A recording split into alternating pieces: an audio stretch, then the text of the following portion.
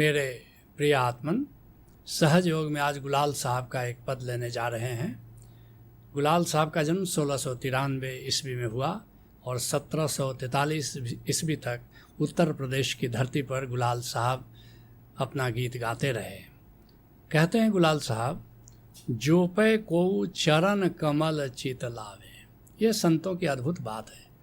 सीधे साधना से शुरू करते हैं, कोई लाग लपेट नहीं, कोई भूमिका नहीं, कोई इधर उधर की बात नहीं, कोई सिद्धांत की बात नहीं, कोई नैतिकता या आचार की बात नहीं, क्या करना चाहिए क्या नहीं करना चाहिए इसकी कोई बात नहीं। सीधे साधना से शुरू करते हैं। क्या करना है? जो पे को चरण कमल चित लावे। गोविंद के चरण कमल में चित्त लगाना है। गोविंद के चरण कमल को जानना है कि चरण कमल क्या है। ये भीतर जो निराकार है, इसके भीतर असंख्य असंख्य ज्योतिकण मंडरा रहे हैं। इसी को संतों ने गोविंद का चरण कमल कहा है। इसे किसी कामिल मुर्शिद से तुम इसका रहस्य जान सकते हो, जिसके लिए गुरु अर्जुन देव जी कहते हैं, चरण कमल बसाई हृदय।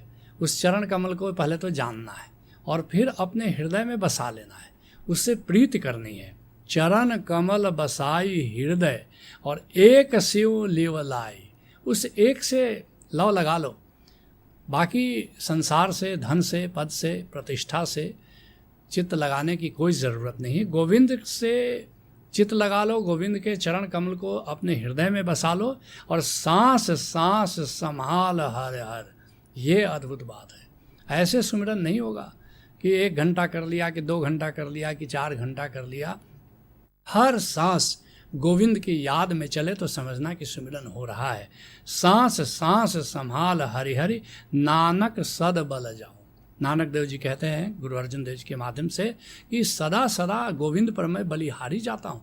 इस परम अहोभाव में जीना ही सुमिरन है। कहते हैं गुलाल साहब, तब ही कटे करम के फंदा, जो पे कोई चरण कमल चित लावे, और तब ही कटे करम के फंदा। असली बात है, ये जो कर्ता भाव है यही हमारे कर्म बंध का कारण है। और जब तक कर्ता भाव है कि हम करने वाले हैं, जब तक अहंकार है कि मैं ही कर रहा हूँ सब कुछ, तब तक कर्म बंध बनता चला जाता है। लेकिन जैसे ही गोविंद के चरण कमल को अपने हृदय में बसा लेते हो, तुम्हें लगता है कि सब तो गोविंद कर रहा है, हम तो कुछ कर ही नहीं रहे हैं। और जैसे ही ये अकर्ता भाव आता है, कर्म बंध कटना शुरू हो जाता है। तब ही कटे कर्म के फंदा, जिसके लिए राजस्थान के दरिया साहब कहते हैं, नाम बिन भाव कर्म नाही छूटे। जब तक ओंकार के सुमिरन में नहीं जियोगे, ये जो कर्म करने का भाव है, ये कर्तापन का जो भाव है, ये छूटता नहीं। असाध संग और राम भजन बिन काल निरंतर लूटे। अगर संतों का संग नहीं हुआ, गुरु का संग नहीं हुआ और राम का सुमिरन नहीं हुआ, तो बस ऐसे ही समझो कि तुम्हारी आयु क्षीण हो रही है और काल निरंतर तुम्हारे पास आ रहा है। तुम जिंदगी को नहीं जी रहे हो, तुम आयु को जी रहे हो। कहते हैं गुलाल साहब, तब ही कटे कर्म के फंदा, और जमदूत निकट न आवे।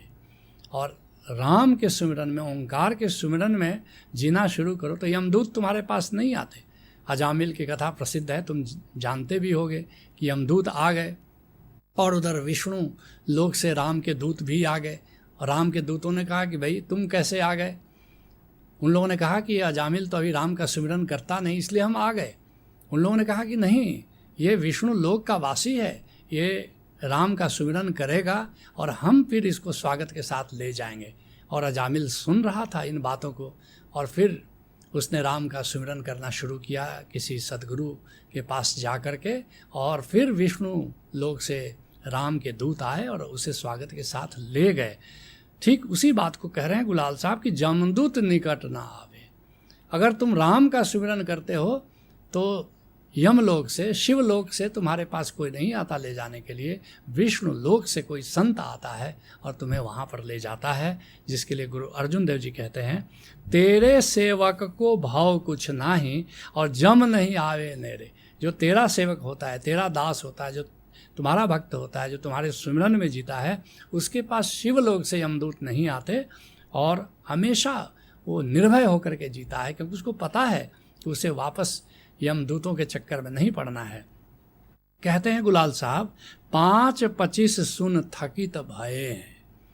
जैसे ही तुम राम के सुमिरन में जीना शुरू करते हो, ये जो 5 तत्व हैं तुम्हारे, और एक एक तत्व की 5-5 प्रकृतियां हैं, और इसी से सामान्यतः जीवन चलता है। और जब तक इस 5-25 से तुम मुक्त नहीं होते हो, इन 5 तत्वों का जो गुण है, और एक एक तत्व की 5 प्रकृतियां हैं। जैसे क्या क्या तत्व, जैसे पृथ्वी है, जल है, अग्नि है, वायु है, आकाश है, ये 5 तत्व है। और एक एक तत्व की 5 प्रकृतियां संतों ने बताई है। जैसे पृथ्वी तत्व है, क्या इसका गुण है, क्या इसकी प्रकृति है? अस्थि है, मज्जा है, रोम है, त्वचा है, नाड़ी है, ये 5 प्रकृति है। ऐसे ही जल तत्व की प्रकृति क्या है? रक्त है, वीर्य है, पित्त है, लार है, पसीना है, ये जल तत्व की 5 प्रकृति है। ऐसी अग्नि तत्व की क्या प्रकृतियां हैं? आलस्य है, तृष्णा है, निद्रा है, भूख है, प्यास है, ये अग्नि तत्व की प्रकृतियां हैं। ऐसी वायु तत्व की प्रकृतियां क्या हैं? चलन है, जैसे रीति रिवाज, अधिकतर लोग रीति रिवाज के बंधन में पड़े रहते हैं। गान है, बल है, संकोच है, विवाद है, अधिकतर लोग विवाद में फंसे रहते हैं। वैसे ही आकाश तत्व है, इसकी प्रकृतियां क्या है? लोभ है, मोह है, शंका है, डर है, लज्जा है, और इन्हीं 25 प्रकृतियों से जीवन घिरा रहता है। लेकिन जैसे ही राम का स्मरण करना शुरू करते हो, तुम इन सब प्रकृतियों के पार चले जाते हो। 5-25 सुनी थकित भयो है, जिसके लिए राधा स्वामी मत के प्रवर्तक स्वामी जी महाराज कहते हैं, तत्व 5 पर कीर्त 25 और गुण तीनों धर पटके सीसा। और 5 तत्व हैं, 25 प्रकृतियां, और 3 गुण जो हैं, सतोगुण है, रजोगुण है और तमोगुण है। बस इसी से तुम्हारा जीवन संचालित होता रहता है। कहते हैं गुलाल साहब कि 5-25 सुन थकित भय हैं और त्रिगुण ताप मिटावे। राम का सुमिरन क्या करता है? दैहिक ताप, भौतिक ताप, दैविक ताप, ये सब मिट जाते हैं। और कहते हैं गुलाल साहब, सतगुरु कृपा परम पद पावे।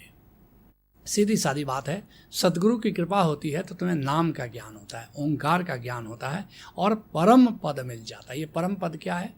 जब तुम, जैसे ब्रह्मलोक से मैंने बताया था कि ब्रह्मलोक से तुम्हारी सृष्टि होती है, तुम्हारे शरीर की, तुम्हारी मन की, तुम्हारी इंद्रियों की, फिर तुम माँ के गर्भ में आते हो और यहाँ से लौट के शिवलोक में जाते हो, फिर शिवलोक से तुम्हारा आना जाना होता है। लेकिन एक दिन सतगुरु की कृपा होती है, सतगुरु तुम्हें नाम का दान देता है, और फिर तुम नाम के सुमिरन में जीते हो। फिर यहाँ से अमर लोक में जाते हो, विष्णु लोक में जाते हो, जो संतों के लोक में जाते हो। सतलोक भी संतों ने उसको कहा है, सतगुरु कृपा परम पद पावे।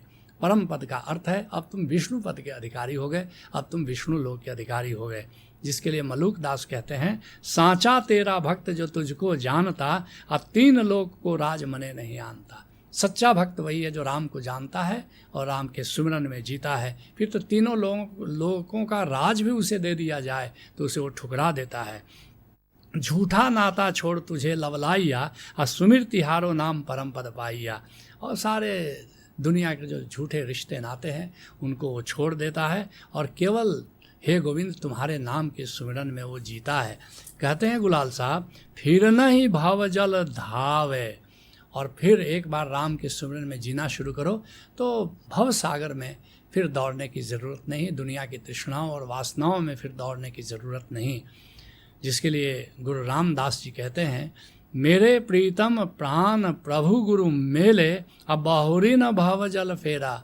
मेरे सतगुरु ने राम से मेरा नाता जोड़ दिया और फिर से भव जल फेरा, फिर से संसार के जल में मेरा आना जाना नहीं है, संसार में जन्म और मरण के चक्र में मुझे नहीं फंसना। कहते हैं गुलाल साहब, हरदम नाम उठत है करारी। कहते हैं कि हमेशा भीतर से मेरी चेतना में नाम की गूंज उठ रही है और बहुत ही विश्रामदायक है, बहुत ही करारी है। जिसके लिए भीखा साहब कहते हैं, धुन बाजत गगन महबीना, अभेरी ढोल शंख शहनाई, ताल मृदंग नवीना। वह धुन कैसी है? धुन बाजत गगन महबीना, जैसे वीणा का स्वर हो ऐसी धुन उठ रही है, और जैसे भेरी बज रही हो कि ढोल बज रहा, ये सब उपमाएं हैं, ओंकार के नाद की उपमाएं हैं।